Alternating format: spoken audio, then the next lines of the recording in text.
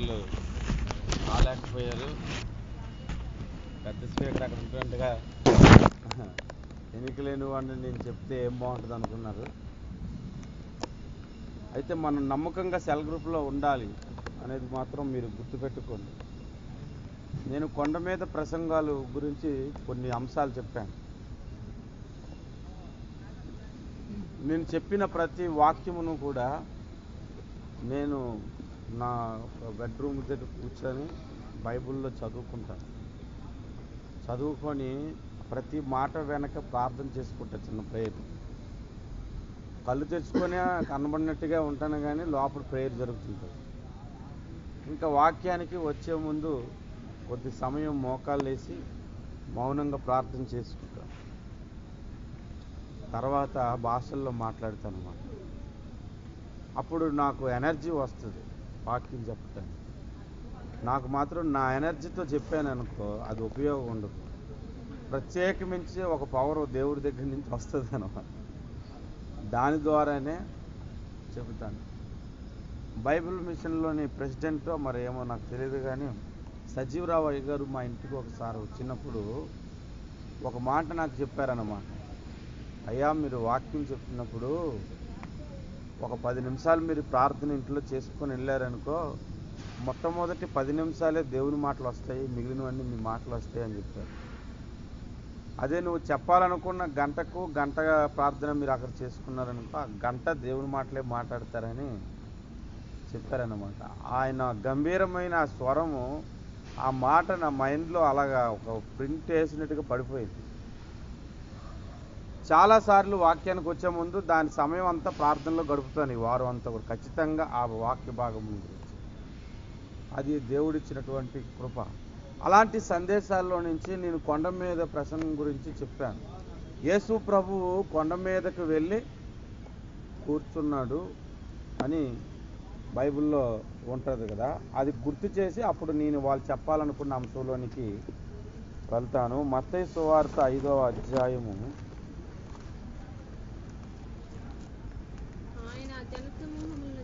24 చూద్దాము.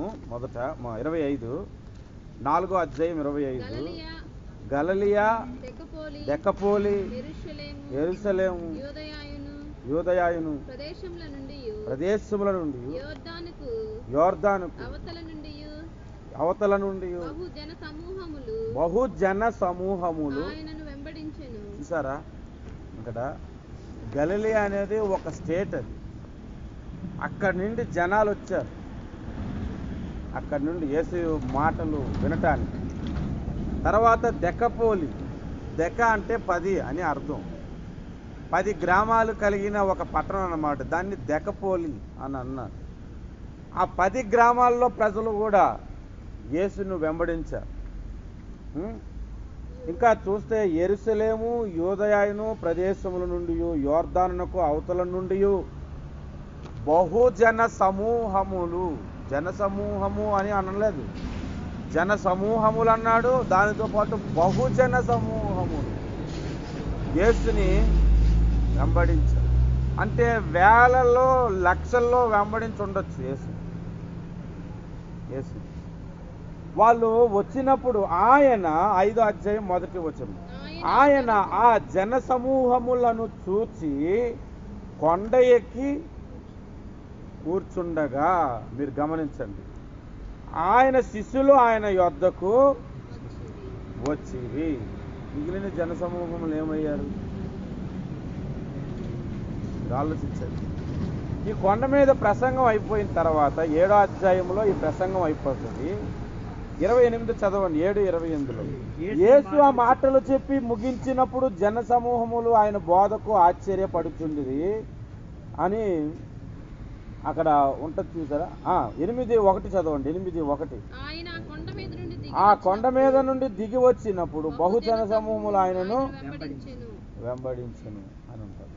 ఇక్కడ నేను చెప్పాలనుకున్న విషయం ఆ రోజు నేను ప్రసంగంలో చాలా క్లుప్తంగా చెప్పాను. ఇంతమంది వెంబడించినప్పుడు యేసు కొండ ఎందుకు ఇక్కడ తెలుసా? బైబిల్లో ఏ మాట రాయబడినా దాన్ని వదలకూడదు. ఆయన ప్రసంగం కింద నుండి చేయొచ్చు. కొండ ఎందుకు ఎక్కాడంటే అక్కడ ఒక పాఠాన్ని నేర్పిస్తున్నాడు. కొండ ఎక్కడం చాలా ఈజీ కాదు. దానికి ఎక్కాలంటే కాలుకు ముందు సరైనటువంటి బలం ఉండాలి కదా. ఎక్కుతున్న కొలది తొడలు టైట్ అవుతుంది, జారిపోతామన్న భయం ఉంటుంది. రాళ్లను ఆధారం చేసుకొని ఎక్కాలి. ఒక నుంచి పవర్ కిందకి జారిపోయే అవకాశం ఉంటుంది మిస్ అవుతాయి. చెట్లను ఏదో రాళ్ళను పట్టుకొని మొత్తానికి ఎక్కాలి కదా. అలాగే మన ఆధ్యాత్మిక జీవితంలో సియోను కొండ మీద పరలోక రాజ్యము కట్టబడి ఉన్నదని హెబ్రీ పత్రిక 12వ అధ్యాయంలో ఉంటుంది. ఇప్పుడైతే మీరు సియోను కొండకును దాని మీద ఉన్న పరలోక పట్టణమునకును మీరు వచ్చి తిరిగి అని రాయబడి ఉంది. ఆ కొండ మనం ఎక్కాలి అంటే కష్టపడాలి. కష్టపడకుండా ఎక్కలేము. ఎంతమంది వెంబడించినా శిష్యులతో పాటు కొంత జన సమూహములు వెళ్ళారంటే మిగిలిన వాళ్ళందరూ ఏమెక్కుతాం లేరా కొండ అనుకొని ఉండిపోయారు. కాబట్టి మనము చాలా పౌరుషముగా రోషముగా యేసు ప్రభువే ముందు ఎక్కాడు కాబట్టి ఆయన ఎదుర్కొన్నవన్నీ మనకి ఎదురవుతాయి. మనము కూడా అలాగే ఎక్కాలి. హల్లెలూయా. ఒక పాఠాన్ని నేను ప్రసంగం రూపంలో చెప్పాను. అది ఇంచుమించు 45 నిమిషాల ప్రసంగం. ఆ క్యాసెట్లో నా దగ్గర ఆ ప్రసంగం ఉంది. కాబట్టి మనం శ్రద్ధగా ప్రభువుని వెంబడిద్దాం. కష్టమైన నష్టమైన మనం దేవుని కొరకు బ్రతుకుదాం, దేవుని కొరకు జీవిద్దాం. సెల్ గ్రూపు కానీ మనం వెళుతున్న చర్చెస్లో కానీ సంఘముగా బలపడినట్లుగా కొత్త వారికి సువార్త చెబుదాం, కొత్త వారిని తీసుకొని వద్దాం. హల్లెలూయా, హల్లెలూయా. ఈరోజు నేను ఎంచుకున్నటువంటి వాక్య అంశం ఏమిటంటే తిమోతికి వ్రాసినటువంటి 2వ పత్రిక 3వ అధ్యాయము 1వ వచనము. అంత్య దినములలో అపాయకరమైన కాలములు వచ్చునని తెలుసుకుని. చాలు, ప్రార్థన చేసుకుందాం. అందరూ కళ్ళు మూసుకో. ప్రేమ కలిగిన మా ప్రియ పరలోకపు తండ్రి, సత్యదేవుడా, సర్వోన్నతుడా, కృపాసత్య సంపూర్ణుడా, ఉన్నతుడా, ఉత్తముడా, ఇదిగో మీరు నాకు అనుగ్రహించినటువంటి చిన్న గుంపును బట్టి నీకు వందనములు ప్రభువా. చిన్న మంద భయపడకుడి, దేవుని రాజ్యం అనుగ్రహించుటకు తండ్రి చిత్తమై ఉన్నదని మీ లేఖనము సెలవిస్తున్నది ప్రభువా. చిన్నది సువార్త చెబితే నయమాను రక్షించబడ్డాడు నాయన. ఒక చిన్నది విశ్వాసముతో ప్రార్థన చేయగా పేతురు విడిపించబడ్డాడు ప్రభువా. చిన్నదానికే ఎక్కువ ఘనతనిచ్చానని మీరు మీ లేఖనముల్లో మాట్లాడుతున్నారు నా తండ్రి. చిన్నవాడైనటువంటి ఇదిగో దావీదు నాయన పెద్దవాడైన గొలియాతును పడగొట్టాడు ప్రభువా. ఈ చిన్న మంద ద్వారా కూడా ఈ సింగపూర్ దేశంలో ఇంకా రానున్న దినముల్లో గొప్ప కార్యములను మీరు జరిగించమని ప్రార్థిస్తున్నాను తండ్రి. కృప చూపండి. ఇగో చదువుకున్న లేఖన భాగములో నుంచి మెగో మా నోటికి నాయన మధురమైనటువంటి తేనె వెంటి నేను నీ వాక్యమును మాకు అందించండి ప్రభా. నోరు బాగుగా తెరుము, నేను దానిని నింపేదనన్నారు ప్రభా. ఇదిగో మా హృదయములను నోరును మేము తెరచుచుంటుగా మీ వాక్యమును మాకు అందించండి. మీ వాక్య మకరందమును మాకు అందించండి. మీ వాక్య సత్యమును మాకు అందించండి. ఇదిగో మీ వాక్యములో నాయన క్రొవ్వు మెదడును మాకు అందించండి ప్రభా. ఇదిగో నాయన ఇది మా నోటికి నాయన తేనె వలె ఉండినప్పటికీ మా కడుపులో చేదుగా ఉండి నాయన సమస్త కల్మషమును కడిగి శుద్ధిగా ఉండినట్లుగా కృప చూపమని యేసు నామమున ప్రార్థిస్తున్నాము తండ్రి, ఆమేన్. చదువుకున్న ఈ యొక్క వాక్య భాగములో ఒక చక్కని సందేశాన్ని దేవుడు, హెచ్చరికను దేవుడు మనకు బయలుపరుస్తున్నాడు. హల్లెలూయా, హల్లెలూయా. హెచ్చరిక అనగానే చాలా మంది భయపడిపోతారు. గట్టిగా నొక్కి ప్రసంగం చేస్తారనుకో చాలా మంది హట్ అవుతారంట. కాకపోతే హట్ అవ్వటమే నాకు కూడా చాలా ఇష్టం యాక్చువల్లీ. ఎందుకంటే పౌలు ఏమన్నాడంటే, నేను మనుషులను సంతోష పెట్టగోరుతున్నానా దేవుణ్ణి సంతోష పెట్టగోరుచున్నానా అని అన్నాడు. దేవుణ్ణి సంతోష పెట్టగలిగినప్పుడు మనుషులకు చెక్కాలన్నప్పుడు బాధ కలుగుతుంది. ఇప్పుడు శిల్పి ఉంటాడు, ఒక రాయిని అందంగా చెక్కాలి. సిజలు తర్వాత హ్యామరు పట్టుకెళ్ళి రాయి బాధపడుతుందేమో పెట్టుకొడితే అని అనుకున్నాడు అనుకో, చెక్కలేదు కదా. మీరు ఫీల్ అవుతారని నేను చెప్పట్లేదు బ్రదర్, సరే సరే అన్నట్టుగా నేను చెప్పాను అనుకో, మీరు ఎన్నటికీ చెక్కబడరు, ఆ రాయిలాగే ఉంటారు. సొలొమోను మందిరము కట్టినప్పుడు చెక్కబడిన రాళ్ళను రప్పించి మందిరము కట్టించాడట. ఆ మాట మీరు చదివితే దాని మీద నేను ఒకసారి తన కొలిపరలో ప్రసంగం చేశాను, ఒక చర్చ్ యానివర్సరీకి. మందిరము కట్టబడాలి, ఆత్మ సంబంధమైన మందిరము కట్టబడాలి అంటే చెక్కబడిన రాళ్ళు అవసరము. అడ్డదిడ్డంగా ఉన్న రాళ్ళు పెడితే అది సరిగ్గా సెట్ అవ్వదు. కాబట్టి చెక్కబడిన రాళ్ళు కావాలి. మనము చెక్కబడాలి అంటే గట్టిగా సిజలేసి హ్యామరేసి బాధాలి. హల్లెలూయా, హల్లెలూయా. మీకు బాధ కలుగుతుందని అని అనుకుంటే నేను ఎప్పటికీ చెక్కలేను, నేను ఎప్పుడు శిల్పకారిని కాలేను. పౌలు అన్నాడు, నేను నేర్పరి అయిన శిల్పకారిని వలె పని చేస్తున్నాను అన్నాడు. నేర్పరి అయిన శిల్పకారి అంటే మీరు ఆలోచించండి, మంచి టాలెంటెడ్ అనమాట, వర్క్లో మంచి టాలెంటెడ్ అనమాట, మంచి ఎక్స్పర్ట్ అనమాట. ఎంత చక్కగా చేయగలడంటే ఆయన ప్రసంగం కానీ ఏదైనా ఒక మాట, ఒక అంశాన్ని ఒకటి తీసుకున్నాడంటే ఆ గురి మీదే ప్రసంగం అంతా వెళ్ళిపోతుంది. ఆయన ఆ గురి మీద, గురి లేని ప్రసంగాలు ఆయన ఎప్పుడు చేయలేదు. నేను గురి చూసి పరిగెడుతున్నానని అన్నాడంటే ఆయన ప్రసంగాలు, ఆయన మాదిరి అంతా కూడా గురి కలిగి ఉంది. ఆయన నేర్పరి అయిన శిల్పకారుని వల్ల నేను పని చేస్తున్నాను అని అన్నాడు. ఒక అతనంట బొమ్మ వేశాడంట, బొమ్మ వేసి కిందన ఇది కోతి అని రాశాడంట. నిజంగా కోతి బొమ్మను కోతిలాగేస్తే కిందన కోతిని రాయవలసిన అవసరం లేదు. ఈ రోజుల్లోని ప్రసంగాలకి ఎలాగైపోయిందంటే, ఇప్పుడు అయ్యగారు వస్తారు, ప్రసంగం చేస్తారు. మరి ఎలాంటి అయ్యగారు అంటే గొప్ప ప్రసంగికుడు, మరి ఆయన వాక్యం చెప్పినప్పుడు అలా జరిగింది, ఇలా జరిగింది, అన్ని ఇంట్రడక్షన్ చాలా ఇచ్చేస్తారన్నమాట. ఆ ఇంట్రడక్షన్ మనం తీసుకోగానే నిజమేమో, అలాగే చెబుతారేమో అని మనకు అనిపిస్తుంది. ఆ తర్వాత వచ్చిన తర్వాత అయ్యగారు సరిగ్గా చెప్పలేదు అనుకోండి, ఆ తర్వాత మరి చక్కని మాటలు మనం విన్నాం, ఒక తండ్రి కుమారుడితో మాట్లాడినట్టుగా దేవుడు మాట్లాడాడని. దానికి మరలా ఈ కన్వీనియర్ వచ్చి దాన్ని మాట్లాడగానే అప్పుడు కానీ నిద్రపోతున్నటువంటి విశ్వాసులకి అర్థం కాదు. ఏంటంటే ఎంతసేపు గొప్ప ప్రసంగం విన్నామని నేను చెప్తున్నాడు, ఈయనకి అర్థమైంది, నాకు అర్థం అవ్వలేదు ఏమోలే అని మనం అనుకోవాలన్నమాట. అది అలాగే కోతి బొమ్మ వేసి ఇది కోతి అని రాసినట్టు. ఒక ప్రసంగం చెబుతున్నప్పుడు, ఒక సందర్భాన్ని వివరిస్తున్నప్పుడు దానికి ఆటోమేటిక్గా ఏ టాపిక్ మీద మాట్లాడుతున్నాడు, దానికి నేను ఎలాగో జీవించాలి అనే సందర్భం కూడా అర్థమైపోవాలి. ఇక్కడ మనం చదువుకున్న వాక్య భాగములో కొన్ని హెచ్చరికలు ఉంటాయి, భయపడదు. హెచ్చరిక అని ఎక్కడైనా బోర్డు ఉందనుకో భయపడకూడదు. కుక్కలున్నాయి జాగ్రత్త అని బోర్డు ఉంటే ఎందుకురా పెట్టావు బోర్డు, ఇదేనా నీ పని అని మీరు అనరు కదా, ఆ కుక్క జోలకు పోకుండా ఉంటారు, ఉన్నాయి. అలాగా ఇప్పుడు బైబిల్లో నుంచి హెచ్చరికలు అనగానే మర్మాలు అయితే బాగున్నాయి బ్రదర్, ప్రకటన కదా ఆదికాండంలోని హెచ్చరికల అని ఆలోచించకుండా కాస్త మనం ఆలోచిద్దాం.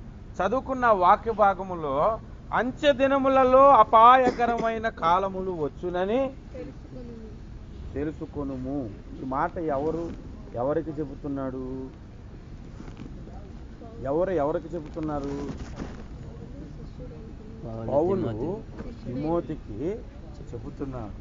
అంటే పౌలుకి సంగతులు తెలుసు, తిమోతికి తెలియదు. పౌలుకి ఎవరు బోధించారు?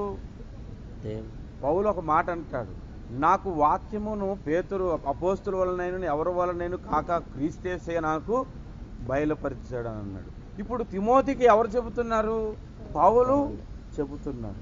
అంటే ఈ దేవుని వర్తమానం ఒకరిని దేవుడు ఎంచుకొని అందరితో మాట్లాడతాడనమాట. మన సేఫ్టీలోని ఎక్కడైనా యాక్సిడెంట్ అయిందనుకో, ఏ కారణం చేత యాక్సిడెంట్ అయిందో తెలుసుకొని అది అందరికీ చెబుతారు. ఆడికి అలాగే జరిగింది కాబట్టి మనకు అలాగే జరుగుతుందని గ్యారంటీ ఇట్రా అని అనం కదా, మనం జరుగుతుంది. అలాగే ఒక వ్యక్తికి జరిగిన దాన్ని బట్టి అందరూ ఎలా నేర్చుకుంటారో దేవుడు ఒక వ్యక్తికి పాఠాన్ని నేర్పించి అందరికీ నేర్పిస్తాడనమాట. హల్లెలూయా. అలాగే దేవుడు బైబిల్ గ్రంథంలో రాసిన ప్రతి మాట కూడా మనకు అవసరమని దేవుడు రాయించాడు. కాబట్టి మనం శ్రద్ధ కలిగి ఈ మాటలు గమనిద్దాం. ఈ మాటలో ఒక అనుమానం మీకు రావాలి, ఒక డౌట్ మీకు రావాలి. ఏంటి? ఈ 2 తిమోతి 3:1 ఏముంది? 3:1 2 తిమోతి 3:1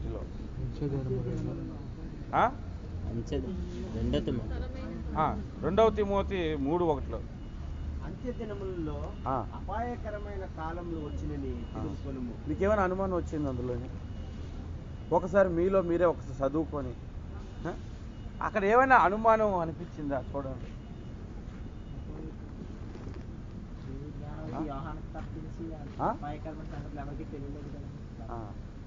సరే నేను చెప్తాను. ఇప్పుడు దినముల గురించి తిమోతికి ఎందుకు వివరిస్తాం? మీరు ఆలోచించినట్టు నేను కూడా ఆలోచించలేదు. యాక్చువల్ అలా కూడా ఆలోచిస్తే ఇంకొన్ని పాయింట్లు దొరుకుతాయేమో. నేను ఇప్పుడు సబ్జెక్ట్లోనికి వెళ్తాను. అక్కడ తెలుసుకోవలసిన సంగతి ఏంటో తెలుసా? అంత్యకాలములో అపాయకరమైన దినములు వచ్చినని తెలుసుకొనుము అని ఉండాలి. దినములలో కాలం వస్తుందా? కాలములో దినములు వస్తాయా? కాలములో దినములు వస్తాయి. అది నేను చెప్పాలనుకున్నది అనమాట. మీరు అర్థమైందా? కాలములో దినములు వస్తాయి కానీ దినములలో కాలము రాదు. అది అంత్య దినములలో అపాయకరమైన కాలాలు ఎలాగొస్తాయి? అసలు కాలాల్లోనే దినాలు ఉన్నాయి కానీ దినాల్లో కాలము లేదు. కొన్ని దినాలు కలిపితే ఒక కాలం అవుతుంది కానీ కొన్ని దినాలలో కాలాలు ఎలాగొస్తాయి? అది మనం నేర్చుకోవలసిన సంగతి అన్నమాట. ఇప్పుడు మనం నేర్చుకోవలసిన పాయింట్ ఏంటంటే ఇక్కడ అసలు అంత్య దినములు అంటే ఏమిటి, అవి దాని లెంత్ ఎంత, అవి ఎన్ని రోజులై ఉండొచ్చు అనేది ముందు మనం నేర్చుకుంటే ఆ తర్వాత ఈజీగా మనకి కొన్ని సంగతులు అర్థమైపోతాయి. హల్లెలూయా. ఈ మాట నేను చాలాసార్లు చదివాను. ఈ మాట చదివినప్పుడు అంత్య దినముల్లో అపాయకరమైన కాలములు ఏంటి అనుకుండేవాడిని. ఒకవేళ తెలుగు లాంగ్వేజ్ నాకేమైనా సరిగ్గా రాదేమో అనుకుంటుండేవాడిని మొదట్లో. ఆ తర్వాత నాకు అర్థమైంది దినాల్లో కాలాలు రావు, కాలాల్లో దినాలు వస్తాయి. అయితే ఈ అంత్య దినములని బైబుల్ చెబుతున్నటువంటి దినాలు ఏంటంటే బైబుల్ కొన్ని దినాలను అంత్య దినాలని ప్రకటిస్తూ ఉన్నది. కొన్ని దినాలను మీకు ఇప్పుడు అర్థం అవటానికి ఇంకొక వచనాన్ని చూపెడతాను. హెబ్రీలకు రాసిన పత్రిక 1వ అధ్యాయము 1వ వచనము 2వ వచనం. పూర్వకాలమందు నానా సమయములలో నానా విధములుగాను ప్రవక్తల ద్వారా మన పితరులతో మాట్లాడిన దేవుడు ఈ దినముల అంతమందు సరే ఇక్కడ మాట గమనించు. పూర్వకాలము అని పాత నిబంధన కాలాన్ని చెప్పాడు. ఇప్పుడు ఇంకో మాట ఏమన్నాడు? ఈ దినముల అంతమందు అంటున్నాడు. అంటే యేసు ప్రభు ఈ లోకములో జన్మించాడు కదా, కుమారుని ద్వారా అప్పుడు మాట్లాడుతున్నాడు.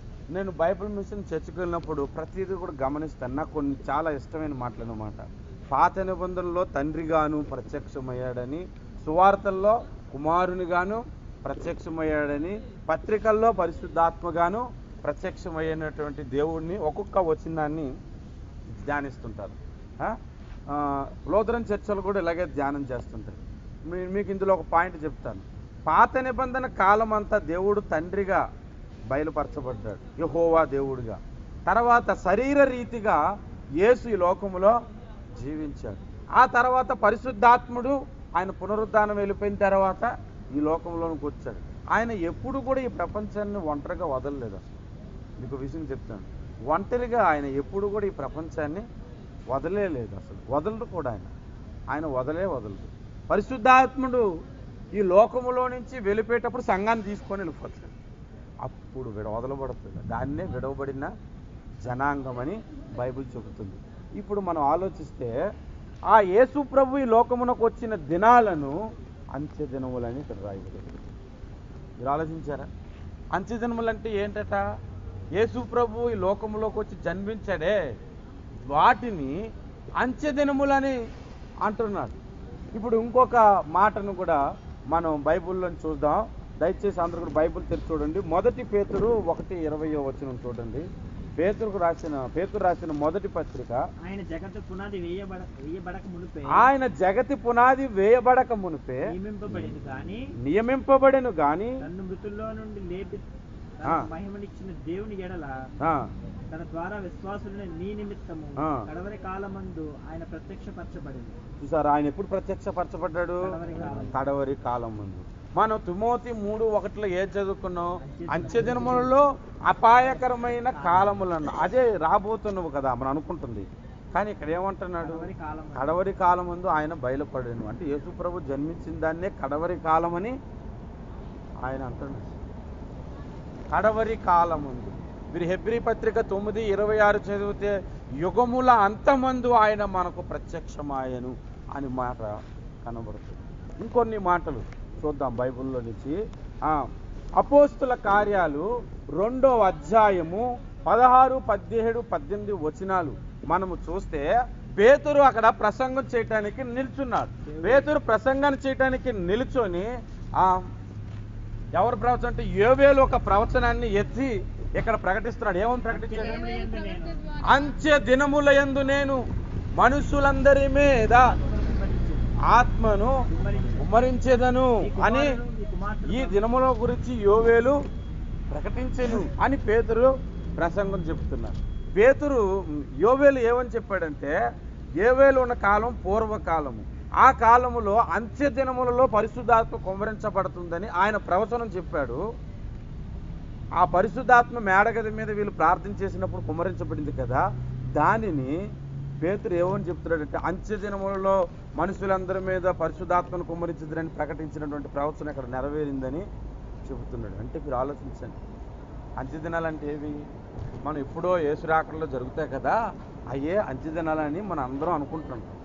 అందరూ అలాగే అనుకుని అలాగే ప్రకటనలు చేస్తున్నారు చాలామంది.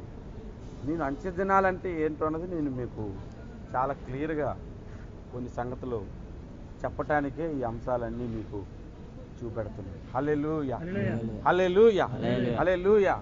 ఇప్పుడు వరకు మీరు బహువచనంగా ఒక మాటను చదువు, అంత్య దినములలో, అంత్య లో అని కదా, అంత్య దినమున అని ఇంకొక మాట ఉంటుంది. అది ఈ అంత్య దినములలో ఆఖరి దినం అన్నమాట. ఆ మాట మీరు చూడటానికి యోహాను సువార్త 6వ అధ్యాయము, యోహాను సువార్త 6వ అధ్యాయము 40వ వచనం. కుమారుని చూచి ఆయన యందు విశ్వాసం ఉంచు ప్రతివాడును నిత్య జీవం పొందుటయే నా తండ్రి చిత్తము అంత్య దినమున నేను వానిని లేపుదును అంత్య దినమున వానిని నేను లేపుదును. ఒక మనిషి ఎప్పుడు లేపడతాడు చెప్పండి? ఇప్పుడు యేసు రాకడలో లేపడతాడు. ఇందాకలంతా యేసు జన్మాన్ని అంత్య దినాలని మీకు చూపెట్టానా? ఇప్పుడు ఎక్కడికి వెళ్ళిపోయాం మనం? యేసు రాకడికి వెళ్ళిపోయాం. అక్కడ అంత్య దినమున నేను వానిని లేపుదును అన్నాను. అదే అధ్యాయము 44 చదువు. నన్ను పంపిన తండ్రి వానిని ఆకర్షించితేనే గాని ఎవడును నా యొద్దకు రాలేడు. అంత్య దినమున నేను వానిని లేపుదును. 54లో కూడా అంత్య దినమున నేను వానిని నా శరీరమును తిని నా రక్తమును త్రాగువాడే నిత్య జీవం గలవాడు. అంత్య దినమున నేను వానిని లేపుదును అన్నా. ఎవరిని లేపుతాడు? యేసు శరీరాన్ని తిని యేసు రక్తాన్ని త్రాగినో. దానికి పెద్ద పట్టించేకోరు చాలామంది. అదేదో పెట్టారు ప్రసాదం అనుకుంటారా చెప్పండి? అది ఎందుకు పెట్టాడంటే మిమ్మల్ని లేపటానికి. అది ఎందుకు దేవుడు ఆ కార్యం పెట్టాడంటే మిమ్మల్ని క్రీస్తు స్వరూపంలోనికి మారాలి. అంటే మీకు ఏం కావాలి? ఇప్పుడు క్రీస్తు రక్తము కావాలి, క్రీస్తు శరీరము కావాలి. అందుకు పెట్టాడు ఆ సిస్టాన్ని. దీన్ని యేసు ప్రభువుకు శోషణ అని ఇచ్చేయడానికి కాదు పెట్టింది. అది యేసు రక్తమే, అది యేసు శరీరమే అని చెబుతున్నాను. అందులో పాల్గొన్న వాడిని అంత్య దినమున నేను లేపుదునన్నా. మొదటంతా యేసు ప్రభు జన్మించటమే అంత్య దినాలని వాక్యంలో చూసాం. ఇప్పుడేమో యేసు రాకడలో లేపబడిన దాన్ని అంత్య దినం అని అంటారు. నేను ఒక విషయాన్ని చెప్తాను. యేసు రాకడ మొదటి రాకడ నుండి 2వ రాకడ వరకు ఈ కాలం అంతటిని అంత్య దినాలంతా. హల్లెలూయా, హల్లెలూయా. అర్థమైందా? ఇందులో అపాయకరమైన కాలములు వచ్చును. అది సంగతి. ఇప్పుడు అర్థమైంది పాయింట్.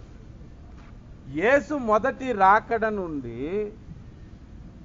యేసు మరలా తిరిగి వచ్చేంత వరకు ఇవన్నిటిని దినములు అన్నాడు. అంత్య దినములు అని అన్నాడు. ఇందులో కొన్ని కాలాలు ఉన్నాయి. ఇప్పుడు కుదురుతుంది అంత్య దినాల్లో కాలాలు ఉండటం.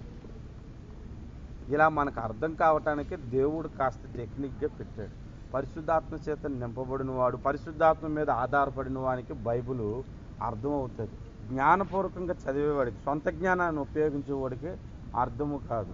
ఇది బాబు మాకు అర్థం కావటం లేదు అని చదువుకున్న వాడికి తీసుకెళ్ళి ఈ గ్రంథం ఇస్తే, యెషయా గ్రంథంలో రాయబడి ఉంది, చదువుకున్నవాడు అక్షరము తెలిసిన వానికి ఇస్తే వాడు అన్నాడంట, ఇది గూఢార్థములతో ఉన్నది, నాకు అర్థం కాదన్నాడంటే. ఎవరు? అక్షరము తెలిసిన వాడు అని బైబిల్లో రాసింది. అక్షరము తెలిసిన వాడు అంటే చదువుకున్నవాడు అని. బాబు ఇది చదువుమని అక్షరములు తెలియని వానికి ఇస్తే నాకు చదివే రాదు, నేను దీన్ని ఎలా అర్థం చేసుకోగలను అని అన్నాడంట. చదువు రానోడికి అర్థం కావట్లేదు, చదువు వచ్చినోడికి అర్థం కావట్లేదు. ఎవరికి బైబిల్ అర్థం అవుతుంది? ఎవరికి అర్థం అవుతుందంటే, ఈ గ్రంథము ఎవరి వలన రాయబడింది? అందరూ పరిశుద్ధాత్మ ప్రేరేపణ వలన ప్రవచించి ఈ గ్రంథములను ప్రతి వాక్యమును రాసి ఉండను కాబట్టి పరిశుద్ధాత్మ మీద ఆధారపడిన వాడికి అర్థమవుతుంది. హల్లెలూయా, హల్లెలూయా. అర్థమవుతుందా? కాబట్టి దేవుని ఆత్మ సహాయము లేకుండా ఏ మాట కూడా మనకు అర్థము కాదు. దేవుని ఆత్మ సహాయము లేకుండా నేను చెబుతున్న మాట కూడా మీకు అర్థం కాదు, వింటున్నా కూడా. కానీ అందుకనే ప్రకటన గ్రంథంలో ప్రభు అంటాడు, సంఘము ఆత్మతో చెప్పుచున్న మాటలు చెవిగలవాడు వినుగాక, చెవిగలవాడు వినుగాక. హల్లెలూయా, హల్లెలూయా. వినే చెవులు మనకు ఉండాలి. మనం లోపల ఈ లోకంలో మాట్లాడే దురదంతా వింటాయి ఈ చెవులు, కానీ దేవుని సత్యాన్ని వినే చెవులు కావాలి. ఆ సత్యాన్ని తీసుకునే చెవులు మనకు కావాలి. హల్లెలూయా, హల్లెలూయా. నేను ఒకసారి ఒక ఉపమానం చెప్పాను. ఒక వ్యక్తి మంచి సంగీత విద్వాంసుడు అన్నమాట. అతడు తనకు వచ్చిన సంగీతముతో పాములను లోబరుచుకుంటున్నాడు, పక్షులను లోబరుచుకుంటున్నాడు. అతనికి వచ్చిన సంగీతంతో మృగ జంతువులన్నింటిని కూడా లోబరుచుకుంటున్నాడు. పాములో చూడండి, ఒక బోర తీసుకొస్తాడు, ఒకటి తిప్పేది అలాగ దాన్ని సంగీతంతో చేసినట్లుగా. సంగీతానికంటే కొన్ని లోబడుతుంటాయి. చెట్లు కూడా పాటలు వింటాయని రీసెంట్గా కనుక్కున్నాను. చెట్లు కూడా పాటలు వింటాయి. పాటలు విన్నటువంటి చెట్లు తొందరగా ఎదిగినట్లుగా కనుక్కున్నాను. కాబట్టి సంగీతానికి ఈ సృష్టిలో చాలా లోబడుతున్నాయి. సంగీతం అంటే నాకు ఇష్టం లేదన్నోడు 100కి 1 కాదు, 1000కి 1 ఉంటాడేమో. ప్రతి ఒక్కరికి పాటలంటే ఇష్టమే. అలాంటి ఒక వ్యక్తి సర్కస్కి వెళ్ళాడట. వెళ్తే అక్కడ సర్కస్లో ఆ వ్యక్తి ఏం చేస్తున్నాడంటే, ఈ సింహాలని వాటిని ఏం చెప్తే చేస్తున్నాయి. సింహాన్ని ఇలా గెంతమంటే అగ్నిలోంచి ఇలా గెంతుతుందంట, ఏనుగునేమో నీళ్ళు తీసుకొచ్చి ఇలా జల్లమంటే జల్లుతుందంట. అన్నీ చూసి అతని దగ్గరికి వెళ్ళి ఈ సంగీతం తెలిసిన వ్యక్తి అడిగాడంట, అయ్యగారు నేను నాకున్న సామర్థ్యం బట్టి, నాకున్న టాలెంట్ని బట్టి నేను చాలా లోబరుచుకున్నాను కదా, మీరు ఏం చేసి ఈ మూగ జంతువులను మీరు లోబరుచుకుంటున్నారంటే అతడు కాస్త పొగరగా ఒక మాట చెప్పాడంట, చాలేవయ్య గొప్ప సంగీతం, పో అవతలకి. ఒక్కొక్క జంతువుకి ఒక్కొక్క టెక్నిక్ ఉంటుంది, అవన్నీ నీ పాటల్లో ఉంటాయి ఏంటనంట. అనగానే ఇతను ఎప్పుడైతే ఇతను టెక్నీషియన్ని దూషించాడో అతని కోపం వచ్చి మాట పెరిగిపోయి, అలాగైతే నా సర్కస్లో ఉన్న జంతువులకి నువ్వు పాట పాడి నువ్వు నిమ్మలపరచాలి అని అన్నాడు. అనగానే సరే అని చెప్పాడు. ఇతడు పాట పాడడానికి వాయిద్యాలన్నీ పెట్టుకున్నాడు. ఒక పులిని పిలిచాడనమాట. ఇతడు సర్కస్ వాడు కదా, పులికి చెప్తున్నాడు, గట్టిగా భయపెట్టాడు. అది భయంకరంగా దగ్గరికి వచ్చేటికి మానుడు ఒక పాట పాడి మొత్తానికి కూల్ చేశాడు. తర్వాత ఒక పెద్ద పావును పంపించాడు. ఆ పావునికి కూడా మనోడు పాట పాడితే కూల్ అయిపోయింది. తర్వాత ఒక సింహాన్ని పంపించాడు. ఇతడు పాడుతున్నాడు కానీ అది కోపడిపోతుంది. ఇతడు పాడుతున్నా కోపడిపోతుంది. ఇంకా ఈ మనిషిని వెంట పెట్టించింది అనమాట. చుట్టూ ఆ గ్రౌండ్లోని వెంట పెట్టేస్తే పరిగెట్టుకొచ్చి, బాబు దాన్ని ఆపరా బాబు, నేను పాడలేనంటే అప్పుడు అడిగాడంట, నేను ఎంతసేపు పాడినా ఇవన్నీ విన్నా, అది ఎందుకు వినలేదంటే దానికి చెవులు వినబడవండి, అందుకే దాన్నే పంపించాను అన్నాడు. అది మనకు కూడా వినే చెవులు లేవు అనుకో, మనకు అర్థం కాదు ఎంత చెప్పినా. అందుకే అంటారు, చెవిటిలోని శంఖం పెట్టి ఊదినా అర్థం కాదు. వినే చెవులు మనకు కలగాలి, వినే చెవులు. అప్పుడు మనకు సత్యం మార్గం అవుతుంది. హల్లెలూయా, హల్లెలూయా. ఈ అంచె దినాల్లో రాబోయే ఈ అపాయకరమైన కాలములు ఇప్పుడు వినండి. హెచ్చరికలోనికి మనం వస్తున్నాము. అక్కడ మీరు చదవండి 2వ వచనము నుండి. ఎలాగనగా మనుష్యులు స్వార్థప్రియులు, ధనాపేక్షలు, బింకములాడువారు, అహంకారులు, దూషకులు, తల్లిదండ్రులకు అవిధేయులు, కృతజ్ఞత లేనివారు, అపవిత్రులు, అనురాగరహితులు, అతిద్వేషులు, అపవాదకులు, అజితేంద్రియులు, క్రూరులు, సజ్జనదేశులు, ద్రోహులు, మూర్ఖులు, గర్వాంధులు, దేవుని కంటే సుఖానుభవం ఎక్కువగా ప్రేమించేవారు, పైకి భక్తి గల వారి వలె ఉండి దాని శక్తిని ఆశ్రయించని వారునై ఉందురు. మీరు ఆలోచించారా? ఈ మాటలు ఎవరికి? లోకంలో ఉన్నవారక క్రైస్తవులుగా చెప్పండి? క్రైస్తవులు. ఎందుకు తెలుసా? వారు పైకి భక్తిని నటిస్తూ భక్తిలోని శక్తిని ఆశ్రయించిన వారంటే వీళ్ళు భక్తిపరులే. వీళ్ళలో ఉన్నవారి గురించి పౌలు తిమోతికి చెబుతున్నాడు. లోకంలో ఉన్న వారి గురించి అయితే అలాంటి వారికి సువార్త ప్రకటించని చెప్పుండేవాడు. అర్థమైందా? అలాంటి వారు ఎందరో నశించిపోతున్నారు. తిమోతి, నేను ప్రకటిస్తున్నాను, నువ్వు ఆ కోణానికి వెళ్ళి ప్రకటించని చెప్పుండేవాడు. అలా చెప్పకుండా అలాంటి వాళ్ళు ఉంటారు, జాగ్రత్త. వాళ్ళ గురించి ప్రకటించమని చెప్పటం లేదు. మళ్ళీ వాళ్ళు ఎంత చెప్పినా మారు మనసు కూడా పొందరు. ఒకసారి భక్తిని నటించటం అలవాటు చేసుకున్నాడంటే వాడు మార్పు చెందటం చాలా కష్టం. ఒక మాట మీరు గుర్తుపెట్టుకోండి. భక్తిని భక్తిలాగే చేయాలి. నటిస్తే మాత్రం ఇంకా నటనే జీవితాంతం అంతా ఉండు. పైకి భక్తి వారి వలె నటిస్తున్నారంట, కానీ వీళ్ళు ఎలా ఉన్నారు? స్వార్థప్రియులు. ఫస్ట్ పాయింట్ అందించాడు. నేను మీకు దాని గురించి చెప్తాను. ఎలాంటి స్వార్థప్రియులు అంటే క్రైస్తవుల్లో మీరు ఆలోచించండి. నేను చెప్తాను. ఇదంతా మన క్రైస్తవుల గురించి. అందుకే క్రైస్తవులనే పెట్టి చెప్పాలి. లోకస్తులు పెట్టి చెప్పకూడదు. మళ్ళీ క్రైస్తవుల్లో బాగా ఎంకరేజింగ్గా ఉండి ఉండి ఉండి ఉండి తప్పమని ఆ గుంపుతలా వెళ్ళిపోతారు. ఇక్కడ ఎంకరేజ్గా ఉండేటప్పుడు ఈ సంఘానికి అవసరమైన టాలెంట్ అంతా వీడిలో ఉన్న ఉపయోగించదు. ఎప్పుడైతే వీడు సపరేట్ అయిపోయాడో అప్పుడు వీడి టాలెంట్ని అందులో ఉపయోగిస్తాడు. ఎందుకంటే అది వాడిదప్పుడు. నాది అనుకున్నప్పుడు అన్ని టాలెంట్స్ అందులోనే ఉపయోగపడతారు. ఈ సింగపూర్లోనే ఒక పాస్టర్ గారు ఉన్నారు. నమ్మకంగా వచ్చారు, సంఘాన్ని తీసుకెళ్ళి పక్కన పెట్టారు. అదే టాలెంటు, అదే పరిచర్య, అదే పట్టుదలగా చేసినటువంటి పరిచర్య ఒకప్పుడు మీరు మా సంఘానికి వచ్చినప్పుడు ఎందుకు చేయలేదు అని అడగండి. ఎందుకు చేయలేదు? అప్పుడు చేస్తే ఆ సంఘంలో ఉన్న కాపరికి ఘనత వెళ్ళిపోద్దని స్వార్థంతో అప్పుడు చేయటం మానేసి ఆ తర్వాత సపరేట్ అయిపోయినప్పుడు చేస్తారు. అర్థమైందా? ఇప్పుడు ఈ సెల్ గ్రూప్ నేను నడిపిస్తున్నాను. నేనేం చేస్తానంటే మనోళ్ళు కదా అని చెప్పి అందరికి నేర్పించి నాకు పట్టుదల అన్నీ ఉంటాయి. ఇక్కడ ఉన్న వాళ్ళకు మీకు ఉండకపోవచ్చు, కొంతలో ఎవరికైనా ఒకరికి ఉండకపోవచ్చు. కానీ ప్రత్యేకంగా ఒక సెల్ గ్రూప్ పెట్టగానే అప్పుడు ఎలాగైనా చేయాలి అనిపించుకొని నేను భక్తిపరుడిని అనిపించుకోవటానికి జనాలను పోగు చేస్తాను. ఎక్కువ జనం వచ్చారనుకో, అప్పుడు నేను ఎలా కనబడుతాను? మంచి సేవ చేస్తాను అందరూ అనుకుంటాను. కానీ లోపల ఏం ఉండదు. ఇది పైకి భక్తిగా కనిపించే నటనంట. యోధా మతమును గురించి యేసు ప్రభు ఏం చెప్పాడు తెలుసా? మీరు భూమిని సముద్రమును చుట్టొస్తారా మీ మతంలో ఒకరిని కలుపుకోవటానికి. వాడిని మీ దగ్గర కలుపుకున్న తర్వాత మీకంటే 2 అంతల నరకపాత్రునిగా వాడిని మీరు చేస్తారు అని యేసు ప్రభు ఊరికనే చెప్పలేదు. మత్తయి సువార్త మీరు చూడండి. మత్తయి సువార్త 23వ అధ్యాయము 15వ వచనం చూడండి. 23వ అధ్యాయం 15వ. అయ్యో వేషధారులైన శాస్త్రులారా, పరిసయ్యులారా, ఒకని మీ మతములో కలుపుకొనుటకు మీరు సముద్రమును భూమిని తిరిగి చుట్టూ వచ్చేదారు. అతడు కలిసినప్పుడు అతని మీకంటే 2 అంతల నరకపాత్రునిగా మీకంటే 2 అంతలు నరకపాత్రుని చేస్తారు. ఒక వ్యక్తిని మనది అనుకున్న దాంట్లో కలపటానికి భూమి సముద్రాన్ని చుట్టి తిరిగి వస్తారన్నాడంటే అది సాధారణమైన మాట కాదు. దానికి అవసరమైనవన్నీ చేస్తారంట ఈ భూలోక సంబంధమైనవి. అది డెరిక్ పెన్స్ గారని సంఘమును గురించి ఒక మాట రాస్తూ ఒక హెచ్చరిక రాశారు.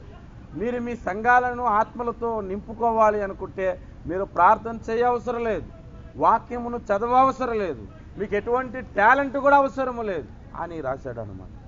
అది నేను చదివినప్పుడు ఏంటి ఇలా రాస్తున్నాడు అని అనుకున్నాను. కిందన ఏమని రాశాడు తెలుసా? కిందన మీరు మీ సంఘములో ఆత్మలను నింపుకోవాలంటే ఒకటి కొంటే ఒకటి ఫ్రీ అంటే ఒక షాపుకి ఎంతమంది అయితే వచ్చి పడిపోతారో $1 షాపుకి $2 షాపుకి అలాగే మీ సంఘములో ఆఫర్లు పెట్టండి. మీరు సువార్త ప్రకటించవసరం లేదు, ప్రార్థన చేయవసరం లేదు, వాక్యం చదవవసరం లేదు. చాలామంది వస్తారు. కానీ ఎవరైనా సరే పరలోకానికి ఒక వ్యక్తిని నడిపించాలనుకుంటే ఇవేమి పనికిరావు. ప్రార్థన అవసరం, పరిశుద్ధాత్మ నింపుదల అవసరం, వాక్యం అవసరము అని చెప్పాడు. ఆ మాట చదవగానే నాకు స్టర్న్ అయిపోయాను అనమాట. నిజమే, ఈ సెల్ గ్రూప్ని నేను నింపుకోవాలనుకుంటే, నేను వెళుతున్న చర్చిని నింపుకోవాలంటే ఒకటి కొంటే ఒకటి ఆఫర్ అన్నట్టుగా మీకు మా దగ్గరకు వచ్చిన వాళ్ళకి మీ ఉద్యోగ సమస్యలు మేము చూసుకుంటాం, మెడికల్ సమస్యలు మేము చూసుకుంటాం, లేదంటే ఇంకేంకేగా ఏమైనా చేస్తాం అని అన్నాం అనుకో, ఏమవుతుంది? మనకు మంచి అవకాశం దొరుకుతాయి అక్కడ.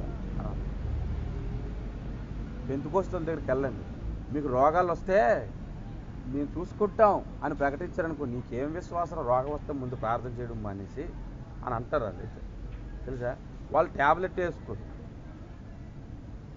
మనకు రోగం వస్తే మన దేవుడున్నాడు అని మనం ముందు ప్రకటించుకోవాలి.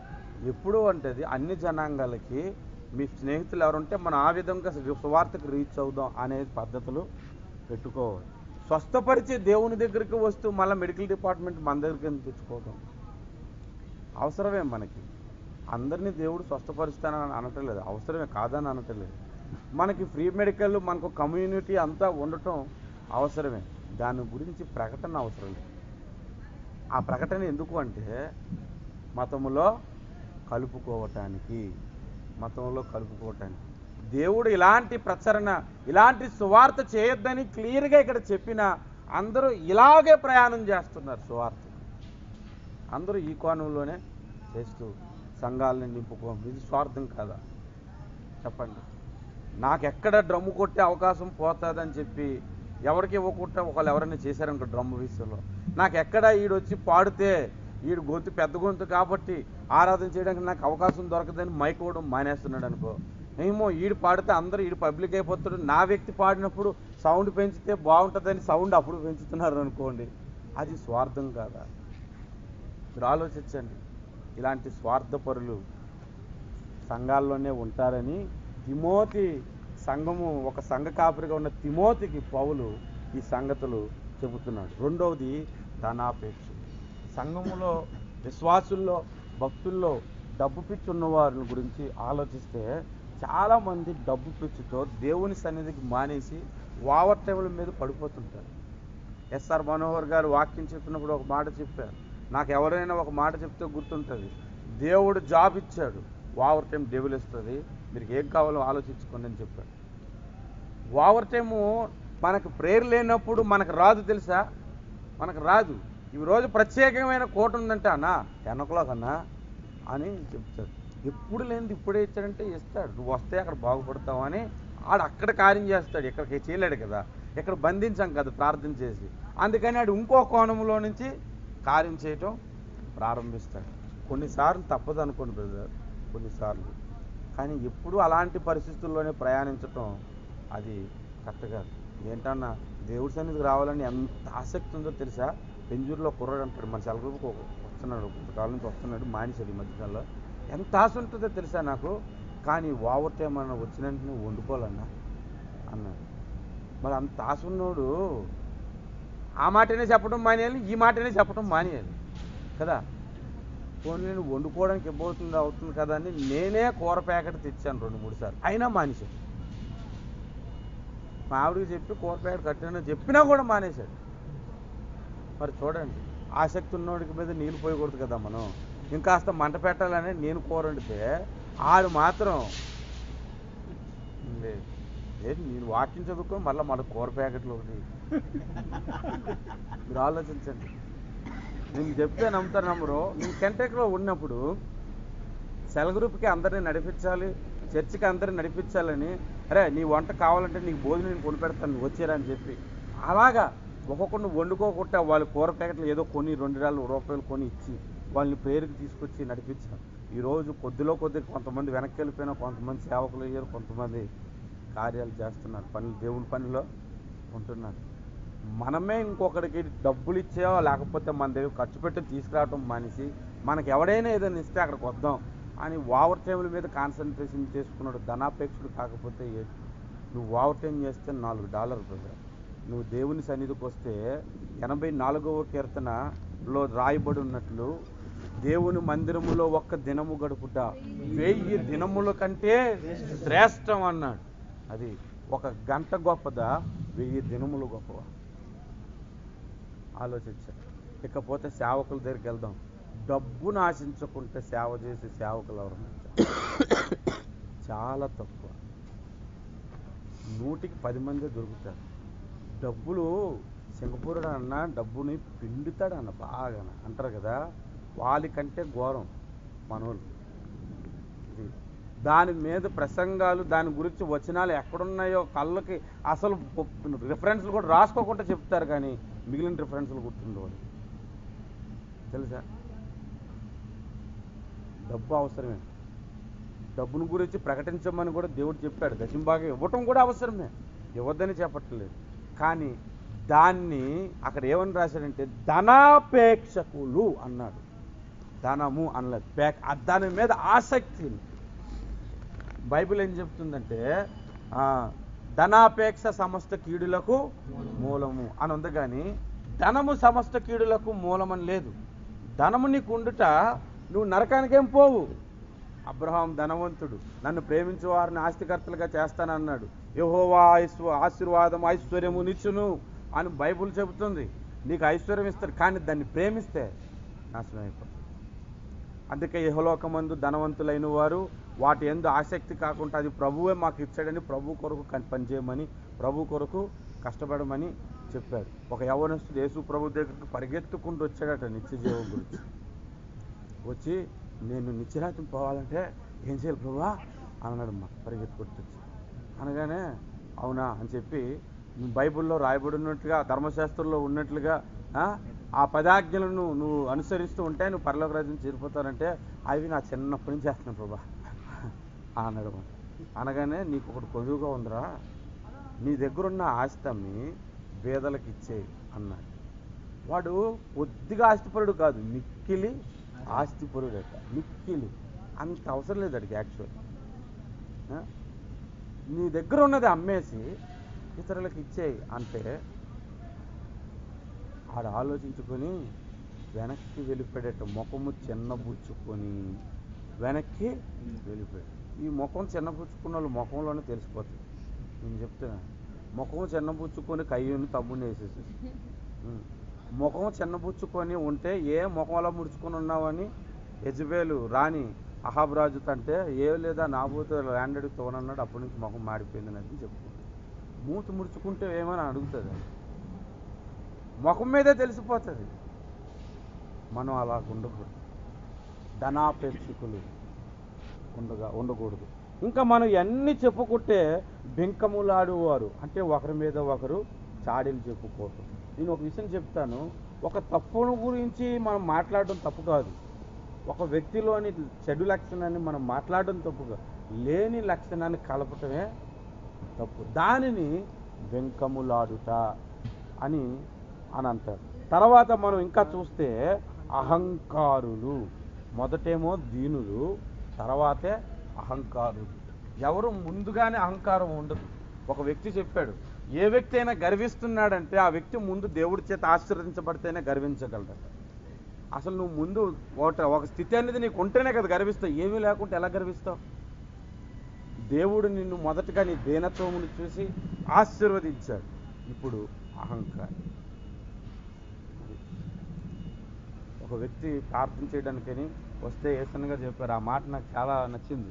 వాక్యం చెప్పడానికని వస్తే బైబిల్ పట్టుకుని ఇలా వచ్చాడట.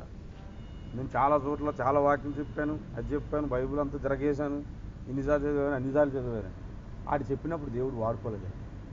అది ఏం చెప్తాడు ఆయనకి అర్థం కావట్లేదు, అందరూ చిరాకు పడిపోతున్నారు. ఈయనకి అర్థమైపోయి సిగ్గేసి ఇలా వచ్చినోడు ఇలా వెళ్ళిపోయాడు.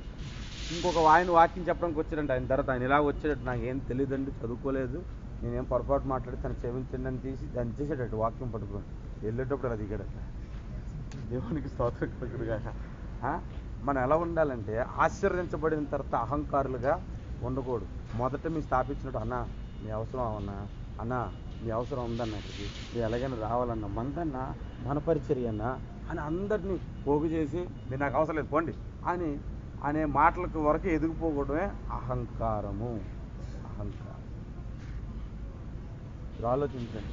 ఇవన్నీ కూడా సంఘం, క్రైస్తవ సంఘములో జరుగుతున్న విషయాలే.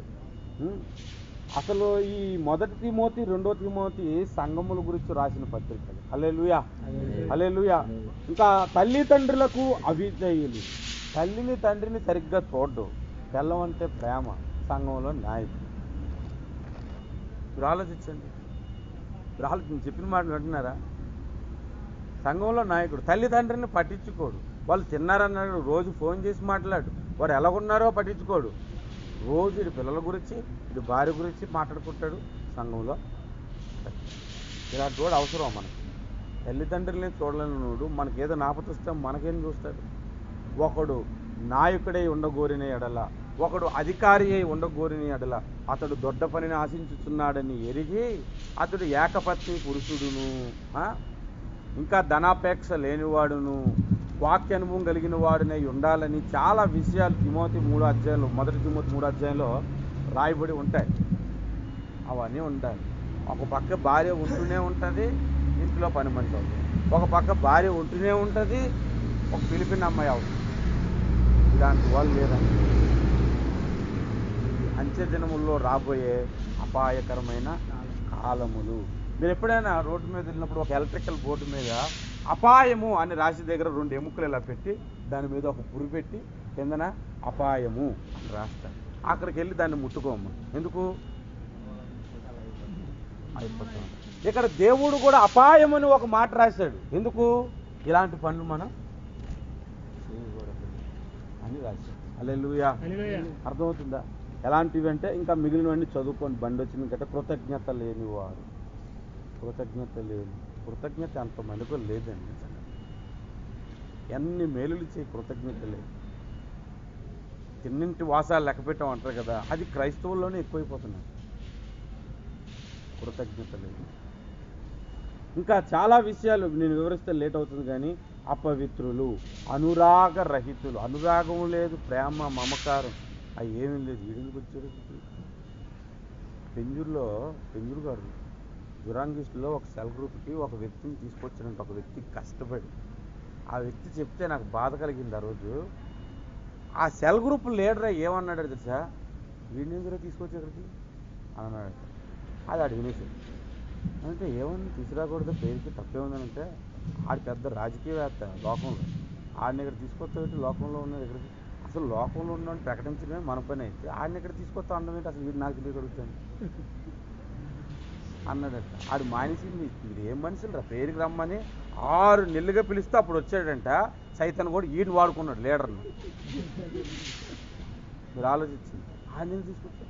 అవును, లోకంలో ఉన్నాడు అలాగే ఉంటాడు. ప్రభువులోకి వచ్చక ముందు ఆ లోకంలో రకరకాలు కొట్టాడు. కానీ ప్రభువులో ఉన్నోడే అలాగుంటే అసలు లోకంలో ఉన్నోడు కంటే వీడికంటే ఆ లోకంలో ఉన్నోడే నయం అనిపించింది. ఆ మాట విన్న తర్వాత ఆ సెల్ గ్రూప్ లీడర్ని పట్టుకొని పడాపడా వాయించేస్తే నా లిస్టు పోలీస్ స్టేషన్లో పెట్టినట్టుగా చర్చిలో పెట్టేస్తారని భయమేసి ఆగి ఇప్పటికే పెట్టేశారు. దేవుడు ఒక మహాకృపను బట్టి నా కృపను బట్టి. చూడండి ఇంకా ఎన్ని రకాలంటే అచిద్వేషులు, అపవాదకులు, అచితేంద్రులు, క్రూరులు, సజ్జన ద్వేషులు, ద్రోహులు, మూర్ఖులు, గర్వాంధులు. ఆఖరిని ఇంకొక మాట కూడా రాశాడు, దేవుని కంటే సుఖమును ప్రేమించువారు. అంటే వీళ్ళు దేవుడు ఎవరిప్పుడు? సుఖము, వీళ్ళు దేవుడు. బైబిల్లో వారి కడిపే వారికి దేవుడు. అన్నం ఉందంటే బాగాన ప్రేయర్ మానేసే వాళ్ళు ఉన్నారు. బిర్యానీ కొరకు ప్రార్థనలకు వెళ్ళేవారు ఉన్నారు. వారి కడిపే వారికి దేవుడు. వారి సొంత తమ బలమే వారి దేవుడు అనుకునేవారు. నా బలమేట్రా, నా వెనక ఎమ్మెల్యే ఉన్నాడు, మేము అది ఇది మా బలం అని అదే దాడి దేవుడు. అంతమంది ఉన్న దేవుడి మీద ఆధారపడేవాడే దేవుడికి నచ్చుతాడు. అర్థమవుతుందా? ఫరో యొక్క రథములు చూసి దాన్ని చూసి ఆడు గర్వపడ్డాడు. దావీదు అంటాడు, మీరు మీ రథములను బట్టి గుర్రములు బట్టి అతిశయిస్తున్నారు, నేనైతే నా దేవుడైన యెహోవా నామమును బట్టి అతిశయిస్తున్నానని ఆయన చెప్పుకున్నాడు. ఇది అసలైన రాజు. హల్లెలూయా. ఈయనకి పెద్ద సైన్యం ఉంది, ఈయన దగ్గర అనేకులు ఉన్నారు. పట్టుకున్నాడంటే కత్తి పట్టుకుంటే రాజు ఆయన కత్తిలో, కలం పట్టుకుంటే కలంలో రాజు, ఆయన కవిత్వం రాస్తే కవిత్వంలో రాజు. అలాంటి రాజు దేవుడి మీద ఆధారపడి ఆయన గురించి మాట్లాడతారు. మీరు ఇంకా మనకి చాలా విషయాలు నేర్చుకోవచ్చు. సుఖానికి అలవాటు పడద్దు, కష్టపడడం నేర్చుకున్నాం. ప్రార్థన చేయడానికి అనుకుంటే ఇంకెంతసేపు నీవు కునుకుదువు, కొద్దిసేపు ముడుచుకొని పడుకుందను, కొంచెంసేపు దుప్పడు కప్పుకొని పడుకుందును. అలారం కొడితే దానికి ఒకసారి స్నూజులో పెట్టి మళ్ళీ ఇంకోసారి పెట్టి మళ్ళీ ఇంకోసారి పెట్టి టైం పరిగెట్టి పారిపోయి ప్రార్థన మానేసి ఉండద్దు. అలారం ప్రార్థనకు కూడా పెట్టుకో.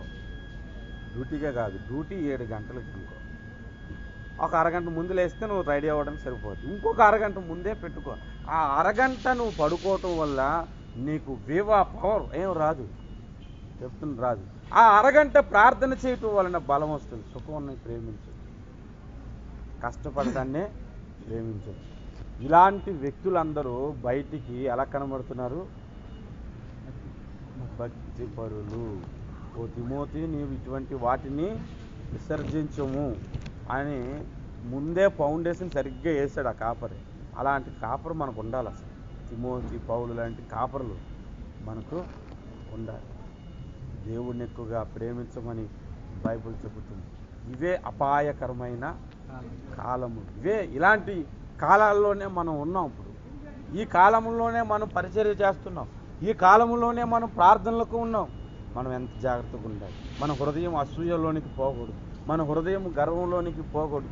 మన హృదయం ఏదో నాకు బాగా వాక్యం తెలుసని నేను అహంకారిని అయిపోయానే అనుకో, దేవుడు ఆ టాలెంట్ని, ఆ గిఫ్ట్ని తీసి పడేస్తాడు. ఒక్క ముక్క రాదు. ఎప్పటికీ కూడా ప్రభు సన్నిధిలో మోకరించినప్పుడు నేను ఎప్పుడైనా జీరోవే, నువ్వే ఎప్పుడైనా హీరో ప్రభు, అదే మాట. నేను బైబిల్ చదువుకున్నప్పుడు నువ్వు నాకు నోటికి అందిస్తే తప్ప నేను మాట్లాడలేను. ఒకప్పుడు మంగళషాపులో కూర్చొని ఈనాడు పేపర్ మా మావయ్య చదవమంటే నేను పట్టుకొని తెలుగు అక్షరాలు సరిగ్గా వచ్చేవి కాదు. అంటే 2 ముట్టికాయలు వేసారు మన మంగళషాపులో, 4 బూతులు తిట్టి బయటకు వచ్చినాయి. ఎందుకంటే తెలుగు సరిగ్గా చదువుతురాదు. చదువుకుందే 7 అయితే ఈరోజు బైబిల్ చదువుకొని 25 సార్లు బైబిల్ పూర్తి చేశాను. దేవునికి స్తోత్రం. అనేక పుస్తకాలు చదివాను, అయినా సంఘం వెయిటింగ్ ఫర్ గాడ్ కాల్. దేవుడు పిలుపు కొరకు ఆగి ఉంటాను. నేను పెట్టకపోయినా నా పరిచర్య చాప కింద నీళ్ళలాగా దేవుడు తీసుకెళ్తున్నాడు. హల్లెలూయా. పెట్టి ఎవరికి కావాలి? పెట్టినా లేని ఘనత కోరుకొని పరిచర్య లేని వాళ్ళు ఎంతోమంది ఉన్నారు. సొలొమోను గురించి ఒక మాట చెప్పి నేను ముగిస్తాను. సొలొమోను గురించి, ఆయనకున్న జ్ఞానమును గురించి, ఆయనకున్న టాలెంట్ను గురించి ఆ చుట్టుపక్కల దేశాలందరికీ తెలిసిపోయింది. ఆయన ఏం ప్రకటించలేదు. ఒకరి నుంచి ఒకరికి ఆ చుట్టుపక్కల దేశాలందరికీ తెలిసిపోతే, శాపదేశంలో ఒక రాణి ఉంది, ఆ రాణి దగ్గరికి వాళ్ళ సేవకులు వచ్చి, మహారాణి సొలొమోను అని ఒక రాజు ఉన్నాడు, అబ్బా అసలు ఆయన జ్ఞానం అంతా జనులు చెప్పుకుంటేనే అలా ఉంది, ఆయన దగ్గరికి వెళ్తే ఇంక ఎలా ఉంటుందో అని అన్నారంట. ఆయన గురించి మరీ అతిగా పొగుడుతుంటుంటే, ఆయన జ్ఞానమును గురించి పొగుడుతుంటుంటే, ఈ రాణి కూడా చాలా జ్ఞానంగా మాట్లాడే వ్యక్తి, మంచి టాకింగ్ పవర్ ఉన్న వ్యక్తి అంట. మీరు చదవండి, దాని మీద కూడా నేను ఒకసారి వాక్యం చెప్పాను. 1 రాజుల గ్రంథం 10వ అధ్యాయంలో ఉంటుంది వాక్యం చెప్పాను నేను. అంత జ్ఞానం కలిగిన ఆమె ఏం చేసిందంటే, ఎలాగైనా సొలొమోను దగ్గరికి వెళ్ళి అసలు ఆయన జ్ఞానం ఏంటో, ఆయన పరిచర్య ఏంటో చూద్దాం, చూసి నాకున్న టాలెంట్తో ఎగతాళి చేస్తాను, ఇదే నీ జ్ఞానం, దీన్ని వీళ్ళందరూ పొగుడుతున్నారని ఆయన్ని డిస్కరేజ్ చేద్దాము, ఆయన్ని తగ్గించేద్దాము అన్న ఆలోచనలతో ఒకసారి బంగారం అంతా పట్టుకొని రాజు దగ్గరికి వెళ్ళిందంట. ఎంట్రన్స్ దగ్గర మతిపోయిందంట. ఎంట్రన్స్ దగ్గర అవన్నీ చూసి ఈ మొస్తాను అనుకున్న తలంపంత పోయి సొలొమోను దగ్గరికి వచ్చి ఒక మాట చెప్పింది, నీ గురించి అందరూ చెప్పుకుంటుంటే ఎంత గొప్పవాడో చూద్దామని వచ్చాను, ఇక్కడికి వచ్చాక నాకు ఒకటి అర్థమైంది, నీ గురించి కొద్దిగా చెప్పారు నాకు. ఆయన గురించట కొద్దిగా చెప్పారంట. కొంతమంది వారి గురించి ఎంత చెప్పుకొని అక్కడికి వెళ్తే అంత ఇంత అని చెప్పుకొని అక్కడికి వస్తే ఇంతే ఉంటుంది. నేను గడిచిన వారు చెప్పాను, మైకులు పట్టుకొని బహిరంగ స్పీకర్లకు వెళ్ళి అంతర్జాతీయ ప్రసంగికులు ప్రస్తుత వరం ఉందని ప్రకటన చేసే వాళ్ళకి ఆలు రావు. నేను చెప్తున్నాను, ఆలంటే మీకు ఇద్దరు వారని చెప్పాను కదా, ఆలు రావు. దేవుని యందు విశ్వాసం, మారు మనసు పొందుటయు, బాప్తిసములు గూర్చిన బోధ, హస్త నిక్షేపణ, నిత్యమైన తీర్పు, మృతుల పునరుద్ధానము, ఈ ఆలు రావు. ఇవేంటో తెలీదు. మరి ఎలాంటి బోధకులు? ఆలోచించి సత్యమందు మనం స్థిరముగా నిలబడదాం. మీరు ఎప్పుడైనా చూడండి, ఒక వ్యక్తిని మాదిరిగా పెట్టుకోండి, బైబిల్ని మాదిరిగా పెట్టుకోండి. ఎప్పుడైనా ఒక వ్యక్తిని మీరు మాదిరిగా పెట్టుకుంటే ఇద్దరిని పెట్టుకోండి. ఒకటి యేసుని, రెండు పౌలుని పెట్టుకోండి. సంఘములకు మాదిరి పురుషుడిగా దేవుడు అతన్ని ఎన్నుకున్నాడు. అతడు చెప్పిన దాన్ని ఆయనకు దేవుడు నేర్పించి, అదే సత్యము, నేను చెప్పిన సువార్త చెప్ప మరికెవడైనా నువ్వు సువార్త ప్రకటించిన ఎడల వాడు శాపగ్రస్తుడగునని ఆయన చేత స్థిరపరిచాడు. ఆయన చేత పునాది వేయించాడు దేవుడు. నేను యేసుని ఈ పునాది మీద మీరు కట్టబడితే మేలు అన్నాడు. దాని మీద కాకుండా ఇంకో కొత్త పునాది వేస్తే కనుక దేవుడు యాక్సెప్ట్ చేయడని చెప్పాడు. పెట్టుకుంటే మాదిరి పురుషుడని పౌలుని పెట్టుకోండి. ఇంకే కాపరిని పెట్టుకో, ఏ బ్రదర్ని పెట్టుకోవద్దు, వాక్యాన్ని పెట్టుకోండి. ఇంతకంటే స్థిరమైన పునాది మనకు ఉన్నది. అందరూ మోకాలేయండి. అంత్యదినములో అపాయకరమైన కాలంలో వచ్చింది. ఈ అంత్యదినాలు యేసు మొదటి రాకడ నుండి యేసు రెండవ రాకడ వరకు ఉండే దినాలు ఇవి. ఇందులో అపాయకరమైన కాలములలో మనం ఉన్నాం. ఎక్కడైనా బోర్డు ఉంటే అపాయం అని మనం దాని జోలికి పోము. ఈరోజు మన ఆధ్యాత్మిక జీవితం మార్గములో ఇలాంటి బోర్డులు చాలా ఉన్నాయి. వ్యక్తుల రూపంలో ఉన్నాయి, వ్యక్తుల మనస్తత్వంలో ఉన్నాయి, వ్యక్తుల ఆలోచనల్లో ఉన్నాయి. నిన్ను పాడు చేసే విధముగా ఈ వీటిల్నే పరమగీతములో నక్కలు అని అన్నాడు. ద్రాక్ష తోటను పాడు చేయు నక్కలను మీరు పట్టుకొనుడి అని లేఖనం చెబుతుంది. కాబట్టి ఇలాంటి నక్కల జోలికి పోకుండా, ఇలాంటి స్థితిలోనికి మీరు పోకుండా చాలా శ్రద్ధగా మనం దేవుని వెతుకుదాం, మారు మనసు పొందుదాం. ఈ మాటలు బట్టి మీలో ఎవరైనా హట్ అయి ఉండొచ్చు, నన్ను క్షమించొద్దు, నన్ను ప్రేమించొద్దు, కానీ ఈ మాటలు బట్టి మారు మనసు పొందండి.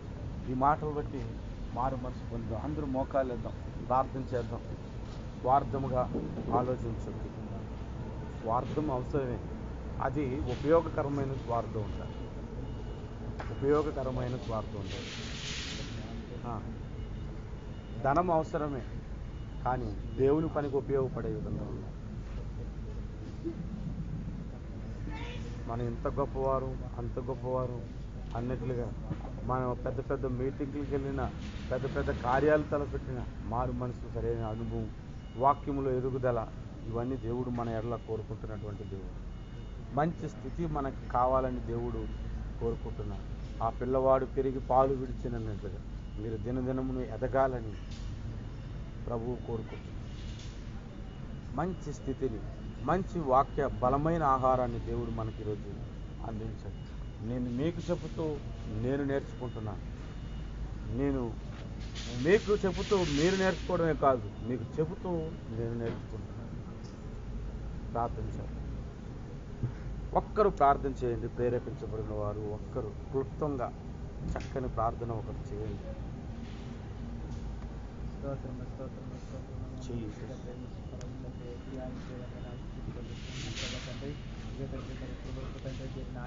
వాక్యమైన విత్తనం ప్రభు తండ్రి మాలో ఉనికి తండ్రి జ్ఞానమును మాకు దయచేయండి. అవును ప్రభు తండ్రి నాయన, మాలో ఎటువంటి స్వార్థం తండ్రి ప్రభు తండ్రి అయ్యా తండ్రి దీర్ఘకరమైన మాటలు తండ్రి నాయన ప్రభు కోపమైన ఆగ్రహం విడిచిపెట్టి తండ్రి నాయన తండ్రి మీ పాదాల దగ్గర సాగిపడే జ్ఞాన వివేచన మాకు దయచేయండి ప్రభు తండ్రి.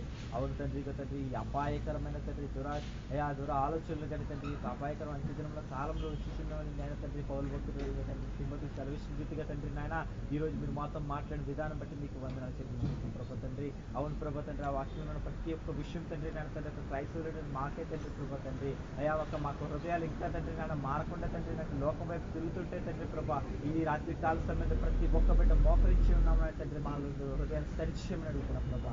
అయా నీ పాదాలు కనిపించుకుంటున్నాం ప్రభా, మీరు మాట్లాడారు తండ్రి. అయా మాటలు విని గ్రహించుకుని తండ్రి మా హృదయంలో తెచ్చుకోనివ్వకుండా తండ్రి ప్రభా తండ్రి వాటిని ఫలింపచేసే జ్ఞానం మాకు దయచేయండి తండ్రి నాయన. అయా ప్రభా తండ్రి మరి ఒకసారి మీకు వందనాలు చెల్లించుకుంటూ తండ్రి ప్రభా తండ్రి అటువంటి జ్ఞానంలో మాకు దయచేయండి ప్రభా తండ్రి, అటువంటి విశ్వాసమైన తండ్రి తండ్రి నాయన బలాన్ని మీరు మాకు దయ చూపించమని అడుగుతున్నాం తండ్రి. అయ్యా ఇగో తండ్రి మోకరించి ప్రతి ఒక్క బిడ్డతో ఈరోజు మాట్లాడారు ప్రభా తండ్రి. అలాంటి తండ్రి ఇంటికి వెళ్ళి తండ్రి వారి యొక్క హృదయాలు సరి చేసుకుని తండ్రి ప్రభా తండ్రి ఆ వాక్యానుసారంగా నేను తండ్రి నడిచే రీతిగా తండ్రి ఆ బిడ్డలు మీరు జ్ఞాపకం చేసుకుని ప్రార్థిస్తున్నాం ప్రభా తండ్రి. అలాగే తండ్రి ఇప్పటి వరకు తండ్రి విన్న వాక్యాన్ని విని గ్రహించిన ప్రతి ఒక్క బిడ్డ మీరు నడిపించమని మీ నామానికి మహిమ ఘనత ప్రభావం చెల్లించుకుంటూ మా ప్రియుడు రక్షణ యేసునామమును బట్టి ప్రార్థించి వేడుకుంటున్నాం తండ్రి. యేసు రక్తం చేయం ప్రభు, యేసు రక్తం చేయం, శిలువ రక్తం సంపూర్ణ విజయం, అపవాది క్రియలకు అనంత నాశనం కలిగింది. సెల్ గ్రూప్కి ఎవ్రీ మంత్ మనం మనీ కలెక్ట్ చేస్తున్నాం. అలా ఎవరైనా ఇచ్చేవాళ్ళు ఉంటే ఇవ్వండి. వెహికల్ కూడా బండి ఎక్కిన తర్వాత ఇవ్వగలిగిన వాళ్ళు ఎవరైనా ఉంటే వెహికల్కి ఇవ్వండి. ఇంకా మనం చాలా సంగతులు ఈరోజు వాక్యంలో కూడా చెప్పాలనుకున్నాను, చెప్పలేదు.